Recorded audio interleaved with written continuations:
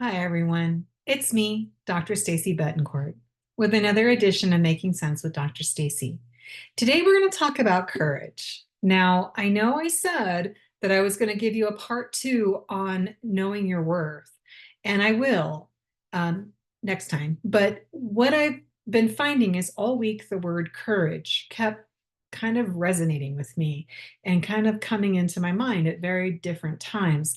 And maybe it's the Olympics because it does take courage to get out and do what these athletes do. But I also think that it is something we all have inside of us, but not all of us realize the power we have when we exhibit courage. And I think about rescue workers. It's a pretty obvious one, but rescue workers are trained to go into danger as others are leaving the danger. I think about individuals who stop 4 and 5 lanes of traffic to save a kitten, a puppy, a dog, a cat. We've all seen it. So there's that. There are, many others to who will put themselves in harm's way for the greater good.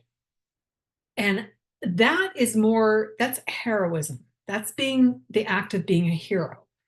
And while courage and heroism are two different things, you can't be a hero unless you're able to channel the courage that's inside of you. Now, if you don't agree with that, let me know down below. Let's talk about it.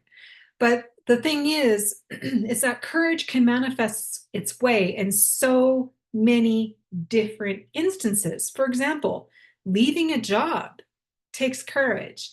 Changing jobs or careers takes courage. Moving to a city where you don't know anybody takes a lot of courage. Um, Doing something that scares you because it will scare you, that takes courage.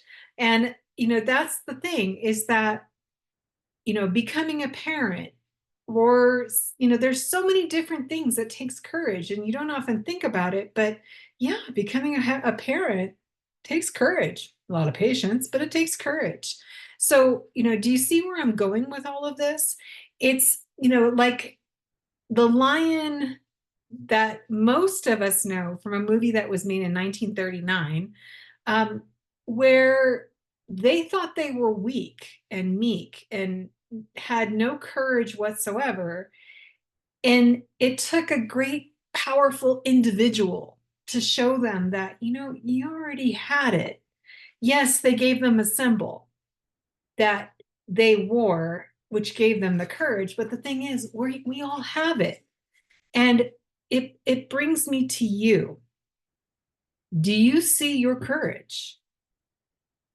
Do you listen to the inner voice that propels you forward, or do you listen to the voice that pulls you back?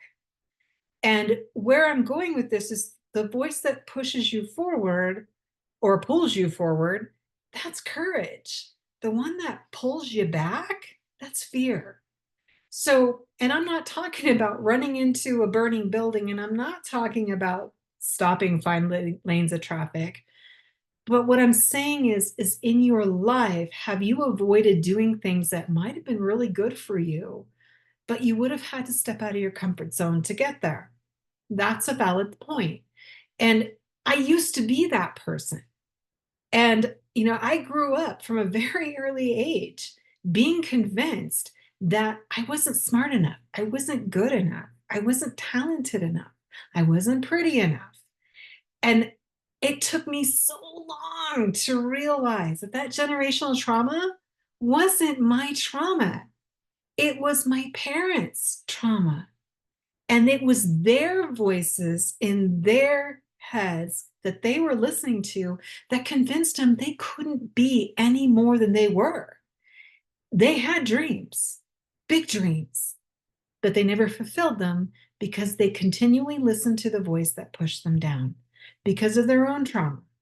So the thing is that I've heard some negative discourse on the term generational trauma, and I want to defend it with the idea that it's affecting your courage.